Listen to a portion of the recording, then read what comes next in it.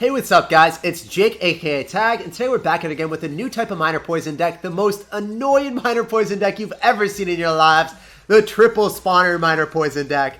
You're going to end up having amazing answers to golem and beatdown decks because you're going to have triple buildings and you're going to have the Inferno Dragon. You're also going to be able to pull any type of Hog Rider to you 3 times and have the Electro Wizard for it. This deck is disgusting against Royal Giant decks, Hog Rider decks, Royal Hog decks. You name it. The only real bad matchup is if your opponent ends up having the Electro Dragon and the Electro Wizard in the same deck, which very few people actually end up running. So let's go jump straight into some games and let's assert some dominance. Alright guys, we're going to sauce out a good luck here. We're going to see what's up. Going to go in for a Furnace to kick off the game. And Dubs is out here with a cannon card, so he's trying to collect easy W's with that cannon card, man. Has to be the case. Unfortunately, we're not going to get a connection on the tower because cannon card is pretty strong. And we're going to end up going in for Electro. He's going to have poison, so I assume he's probably going to end up rocking a graveyard deck. I would expect him to be graveyard. We are going to reset to keep our Electro Wizard alive, which is pretty nice. Tesla, though. Huh. Well, you're going to end up having Ice Golem as well. This is wacky, man. Cannon Cart Tesla. What could this possibly be? We're going to have to go for a Goblin Hunt on the side that you're not going to be able to poison, because if we drop it in the middle, even if it's going on the left-hand side, then you're able to poison it, right? So I just don't want that to happen. Hey, minor poison cannon card with Tesla. Super interesting, brother. I kind of like it. I can kind of vibe with it, but, you know, we're running the disgusting minor poison variation. His body's not ready for the spam that he's about to endure. Or maybe he doesn't withstand it or endure it at all. Ended up going in for a minor red on top of the Dark Goblin to finish it off, pulverize it, keep the Inferno Dragon alive. And we bait out Bats and a Tesla. Oh my gosh, look at the elixir count that he just had to spend there. I assume he dropped the Tesla just because he was scared of like a snowball coming down or something. This is working out pretty okay. We end up having Electro for the miners. We also end up having Dark Prince, so we have a couple great answers. I'm not really committed to one lane so far. He's like, Jake, how many spawners do you have? Wow, and thumbs up. Gotta give him the thumbs up and let him know we're all good as well, brother. We appreciate you. So he's gonna go in for a miner on top of the Goblin Cage. I feel like that's one of the worst plays possible. You do that on top of Tombstones sometimes, but not on the Goblin Cage that spawns something that can kill the miner. And when you don't have Battle Ram, it's just, I don't know. There's no reason for you to do that. Unless he does have Battle Ram. He's trying to break through on the other side and just trying to kill that, so there's nothing distracting him. I'm not sure anymore. People are wild. Cannon cards here, so we're going to try to kill that as soon as possible with this Inferno Dragon. End up going for a miner for some more chip damage. Could poison here, but bats are just not going to give him very much value anyway. Okay, we're definitely going to go poison that. I want to make sure that that Dark Goblin dies. So then we can use our Dark Prince right on top of the miner. Because if we let the Dark Prince on the miner, and he ended up going in for, let's say, a Dark Goblin at the river, and I wasn't able to kill it, Dark Goblin locks on, I lose the game. So I really needed to kill that. Even if it's a negative elixir trade, I still got tower damage, and I also did not have to use my Dark Prince inefficiently in a situation where the miner would have gotten so many more hits because I would have been forced to drop the Dark Prince on top of something I didn't want to. So notice where we drop the Electro. It's going to go in the lane that we still want, right behind our Goblin Cage. Pretty cool. And he's got all this damage on the right-hand side. Doesn't really matter to me, though. Pretty happy that he's gotten his damage there. Now we're going to end up going for the Furnace a little bit higher, so he's not able to hit that with a poison. Man, he must be frustrated. I'm just frustrated looking at this deck that we're playing. It feels a little bit dirty, guys. I feel dirtier than an RG Lightning deck, and that's hard to do. So let's go in for a miner here. We know he doesn't have that bats in cycle because he just used them. He's going to end up dropping a Dark Goblin, which can easily be poisoned. As I said before, we're quite aware that he wants to go in for as many miners as possible, and if the Dark Goblin's not supporting it, he's going to be forced to be in a pretty bad spot. So I'm going to end up going for Electro Wizard right on top of the bats, and then it's still going to be in proximity to end up hitting that miner. So let's keep chipping away with this Furnace. This is such a gruesome fate, dude. He is like gradually getting whittled away by 1,000 different paper cuts, and we're going to walk away with a clean W. But the Fire Spirits even allow you to get this Inferno Dragon on top of cannon cards and units that you otherwise wouldn't, because if he drops bats, it's just going to get evaporated by the Fire Spirits, right? So, man, this deck just works so well. So many interesting things that come together in all the right way. So notice how I saved the Dark Prince for the miner and don't really cycle it in the back when he's got cannon card as well. It's pretty important to realize your opponent's card cycle because you have all these buildings, right? So you're going to be chipping away with the buildings and you want to cycle the buildings. You want to keep your Dark Prince and your Electro Wizard in hand if they're going to be your main ways of dealing with your opponent's win conditions. So yet again, I'm going to save either Goblin Cage or I'm going to save the Dark Prince. I want a Goblin Cage right on top of his miner, or a Goblin Cage right on top of his Cannon Cart, and then Dark Prince on top of the Miner, and that's going to be one of the best bets for us. That's how we're going to win this game. Need to save a little bit of Elixir, so I want to get to 7 Elixir and just relax. Notice I'm still not cycling the Dark Prince. I'm going to drop my Dark Prince now, and then we're going to go Goblin Cage right on top of the Dark Goblin. So whatever he spams there, we have answers. And he still might end up going for the Cannon Cart, but guys, we have a Dark Prince on the map, so there's nothing you can do about it. GG, well played, and peace out, Girl Scout. It was a pleasure playing against you, Dubs. We collect this fat W and give him a fish slap while we're at it, eh? So I'm gonna end up going for a Miner and kick off the game with that. We'll see what's up, see what this guy's got. We end up seeing a set of archers with an ice golem. So when we see that, we are thinking that this man is probably going to be running 2.6 or 2.9, and he's going to be running, well, he's not going to be running 2.6. He's going to be running the Hog Rider Earthquake variation, yeah. So Dark Prince should be able to mitigate all damage here from the archers. It's not going to be able to kill the Hog Rider in time, so the Hog does get one hit. And he's going to get back to the Ice Golem, right? He's going to end up dropping Goblin Cage instead. Okay. Interesting to see that. Very fast cycling Hog Rider deck. But we got so many buildings, man. This is probably like a death sentence for Hog Rider decks. Must feel really bad if you're him. I'm going to go Goblin Cage, so we can keep the Spear Goblin Hut alive, and then also go in the right-hand lane with this Miner plus Goblin. Goblin Brawler.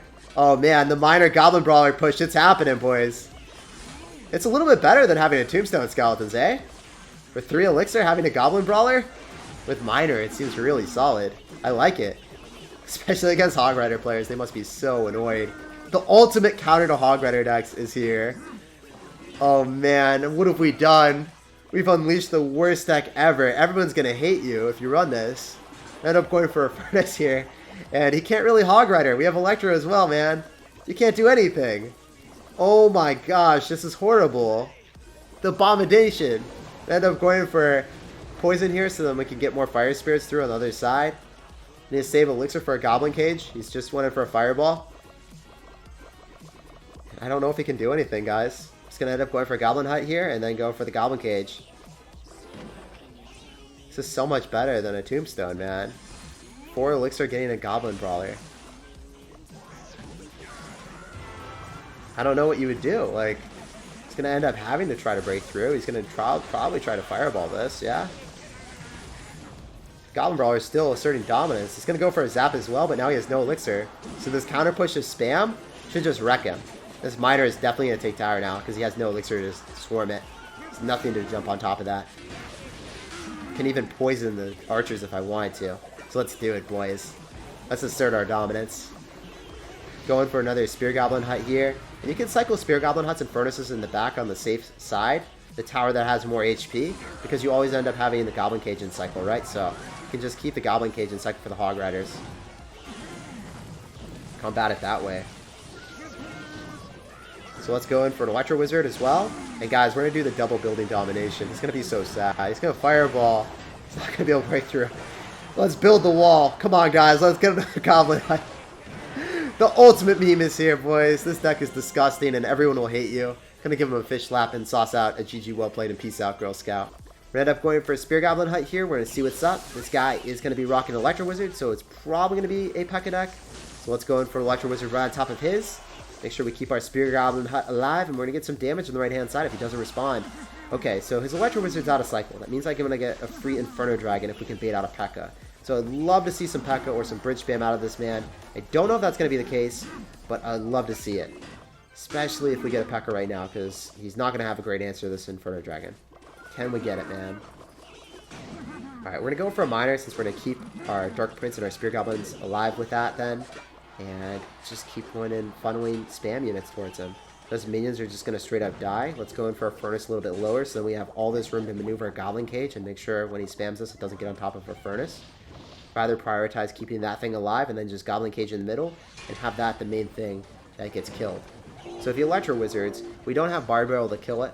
We have Poison, and we also end up having Dark Prince. So I think that Dark Prince is going to be our best bet.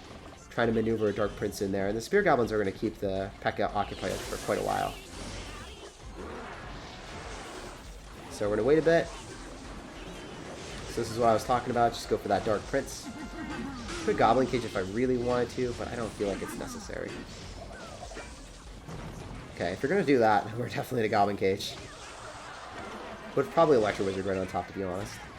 Yeah, see, that's the biggest issue that I have with the Goblin Cage, how the Bandit, after it killed it, the Bandit was still in range. and then it charges immediately after. That's the biggest bug, or the biggest thing that I felt that was making the Goblin Cage completely inadequate as a defensive card. If it's a bridge spam defense card, especially for 4 elixir, I feel like the bandit should not dash twice. Say like the bandit kills it and dashes to kill it, it immediately dashes on top of the Goblin Brawler right after. And I think that's an imbalanced mechanic, and I think it should be fixed. I don't know if you guys feel the same way, but I feel very strongly about that. I think that they should have just addressed that and maybe not buff the card. I think that would have been a better fix, actually. Because I think it was viable aside from that, to be honest. Anyway, going back to the game. He's going to end up having P.E.K.K.A, and he's also going to end up keep spamming. So let's go in for a Goblin Cage to shut down that spam. I'm going to go in for poison, so that's pretty good for me. Means I can easily just go in for an Electro here. Shut down the bandit, make sure it doesn't dash all over me. The P.E.K.K.A is really slow, so it's not a big a deal. Especially if he wants to poison, I can just go in for another hut. Not going to have anything in cycle. He's going to go same lane the entire time.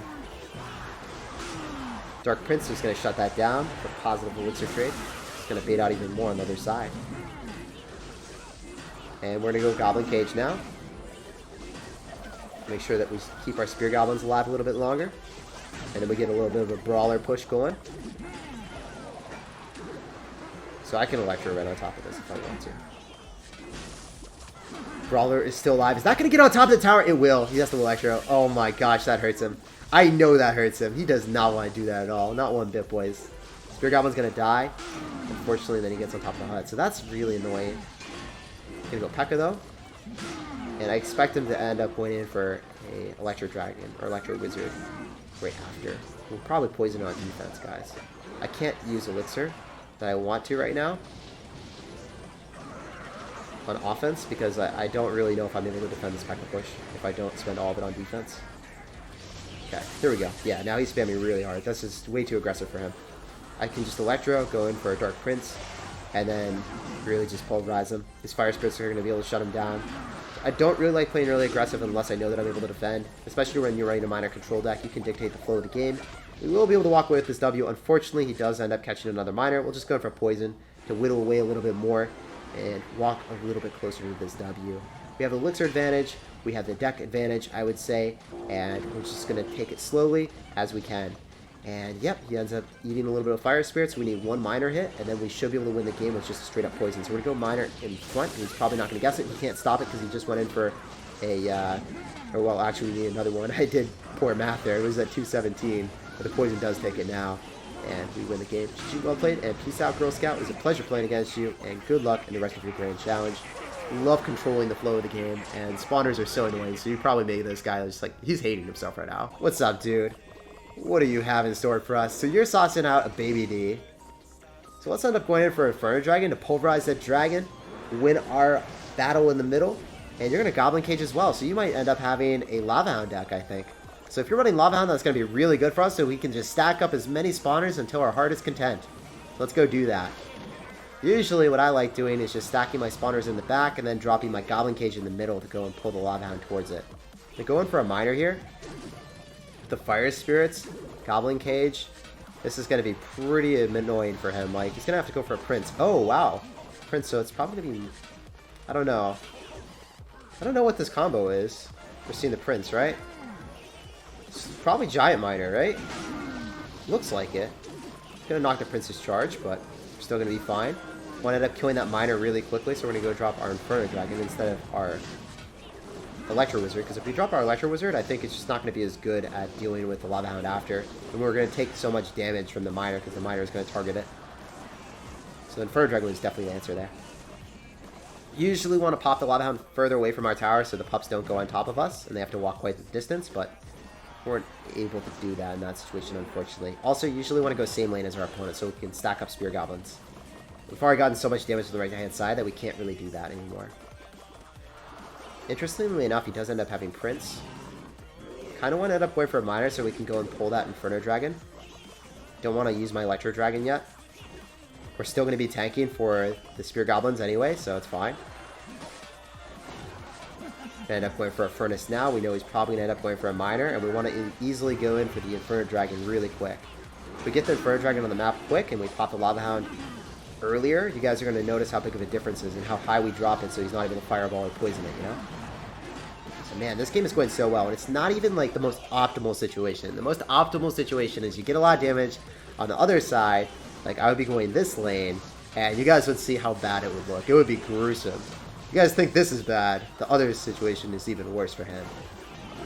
So if you guys hate Lava Hound, play this deck. If you can't stop losing to Lava Hound, make sure you play this, and you will have no more fears anymore. You should be able to walk with a clean W now by just going in for a Goblin Hut here and going in for a Miner.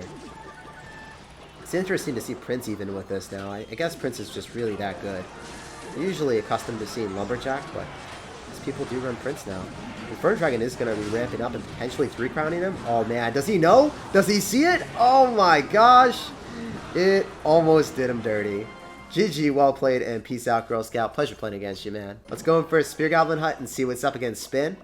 Spin is going to go for an Ice Wizard. So when we see Ice Wizard, we're already thinking NATO. When we know that our opponent has NATO, we're not going in for those risky Miner placements because we don't appreciate King Tower activations. They make me sad panda, so I don't really want to be a sad panda. Usually when they have Ice Wizard, another cool thing that you guys are going to know is, hey, they don't have a great way of dealing with Inferno Dragon. They're going to have Mega Minion and it still dies. Mega Minion still dies the Inferno Dragon, even if it's dropped right on top. So man, he had an Ice Wizard slowing it down, he had a Mega Minion right on top, and he still lost the Mega Minion. Crazy stuff, right? Anyway, let's go in for the Goblin Cage right on top, so then as soon as it spawns, it's going to go jump right on top of the RG to minimize the amount of damage. He's going to go for a Bark Barrel, just as if it's like a Tombstone, but that's not the case scenario, brother. Or the case. I know someone said case scenario is not something that I should be saying. And yeah, it's really repetitive, so I gotta eliminate that from my vocabulary. It's gotta say, in this case or in this scenario. No redundancy is allowed here, boys. We're improving our gameplay by playing a lot of Clash Royale and improving our linguistics. So let's go in for Fire Spirits from the Furnace right now. Maybe we can get some minor chip damage as well soon. Who knows? So this dude's gonna go in for a Baby D, and we actually get some chip damage? What? Alright, so he only ends up having Mega Minion, so you can liberally cycle that Inferno Dragon as much as you can. It's because there's really not great answers. I mean, he could go in for Skeletons. I might do that. No, he's going to let it lock onto the Mega Minion. Oh, man, he must hate me right now. So if you hate RG, play this deck as well. I'm basically saying if you hate every single deck archetype in the game, besides spawners, play this deck because it's so good against them. Spawner Earthquake would wreck us. That is one deck archetype that I'm thinking off the top of our head that would be kind of unfortunate, but all the main ones kind of just lose to this. I guess Bait would be difficult as well since you don't have a big spell. But you just end up dropping your Electro Wizard right on top of the Goblin Barrel, and you're going to be fine. Just make sure that you use your Electro Wizard or Dark Prince. It's harder to time the Dark Prince charge on top of the Goblin Barrel, but it's very easy to time the Electro Wizard if you practiced it. So I think one of the things that you need to do before you play this deck is know that timing, and know that you drop it in front, right on top of one of the goblins that hits first, and that's really, really important. If you drop it in front, you're going to minimize more damage.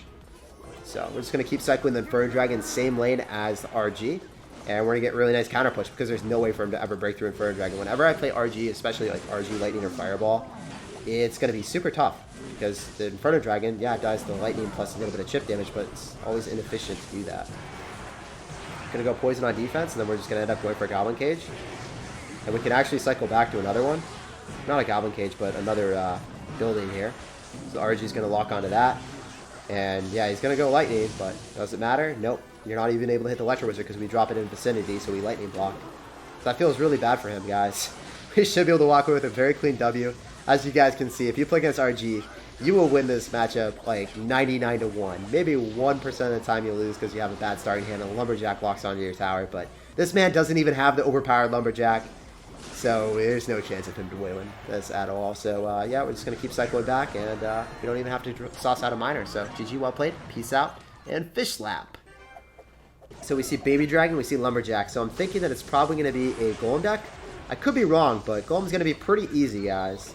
If he doesn't have Electro Dragon, I don't see any way of him winning this, guys. There's no way. So we're going to end up going for a Goblin Hut here. If he has Electro Dragon, probably want to poison. Probably want to poison Electro Dragon so we can whittle away its HP and then Electro Wizard on top of it so that our Inferno Dragon can melt everything. Depending on what this man does. We will see. End up cycling our Inferno Dragon right now. He's got to have Night Witch, so I definitely want to go for poison as well, so then we can end up killing the Night Witch inside. He's going to Lightning, doesn't matter to me at all. He's going to go Goblin Cage so that thing does not explode on our tower. Trying to make sure that the bats stayed inside the poison range. So Goblin Cage worked out wonderfully for us. Feels pretty good. So he's like, yo, why do you have 2 buildings? What are you doing, Jake? He doesn't know how crazy we are. He hasn't seen the wild extravaganza of furnaces and spear goblins just presented to him on a platter yet. So he's going to end up going for a baby dragon here. It's going to stop our fire spirits in their tracks. I actually want to end up going for a goblin hut, even though it's not going to fully deny the damage from the baby D. It's going to be better than just waiting around, I think. Alright, so this is really good. He's going to go for Mega Minion up in front, so that's just going to die the Spear Goblins. It's not going to support his Golem push at all. That's usually what we want to see. And I expect him to go in for a Night Witch soon. So we're just going to go for the Inferno Dragon to melt the Golem, and if he Night Witches, we're immediately going to go in for a Poison. If he does nothing, then that's pretty good for us as well, and looks like he's not going to do anything. Going for a Goblin Cage just to cycle, and keep spawning spawners, guys. Oh, man. Look at this. The extravaganza. It's happening. It's the buffet. He doesn't even know what to do. He doesn't know what card to pick. He has too many choices, and none of them do anything to us. How many Spear Goblins can we get on the map? He's going in for the NATO. We end up having the Dark Prince, and we are just crushing it. Spear Goblins are still flowing in, boys, and it looks like we win this game. I feel like a horrible human being playing this deck right now. I don't know what he can do. I really don't. I end up going for another Spear Goblin hut, and since he doesn't have Electro Dragon, there's no way for him to ever kill this Inferno Dragon. He's going for another Dark Prince and just keep up the aggression, because by the time the Golem reaches the other side, he's already going to lose a tower. I guarantee it. He's going to go in for a NATO, but now he has no Elixir. He could Lightning, but it's not going to end up killing, so it's fine. Let's actually go for the Electro Wizard, so then there's no damage dealt on top of our Inferno Dragon, because if he Lightnings, then yeah, it's not going to provide any utility. I expected him to Lightning there, so that's why I went for a pre-poison, by the way. I just didn't want to take any damage. Better safe than sorry when you have a pretty good matchup. Let's go stack some more furnaces, guys. Let's be a horrible human being part 2. Online cyberbullying in action here. Let's go in for a miner, getting some more Spear Goblins. And a low tower is not going to be very happy, sad. He's not going to be very happy. He's going to be a sad panda right now. Let's go in for a poison. Dark Prince is probably going to hit the tower because the Night Witch is really close by. We're going to go in for an Inferno Dragon. High Furnace. And unfortunately, that is actually going to get on top of us. But if we miner just the underground tunnel and redirect it, we're going to be fine. Inferno Dragon retargets as well. As long as the Lumberjack dies, which is the most overpowered card in Clash Royale right now, we are fine. We'll walk with a W. So as you guys can see, Lumberjack almost whittled his way back into the game, but didn't. Not quite. GG, well played, and peace out, Girl Scout. I'm sorry that we had to do you like this, but you abused the Lumberjack, so I don't feel too bad, even though I feel kind of bad right in the back.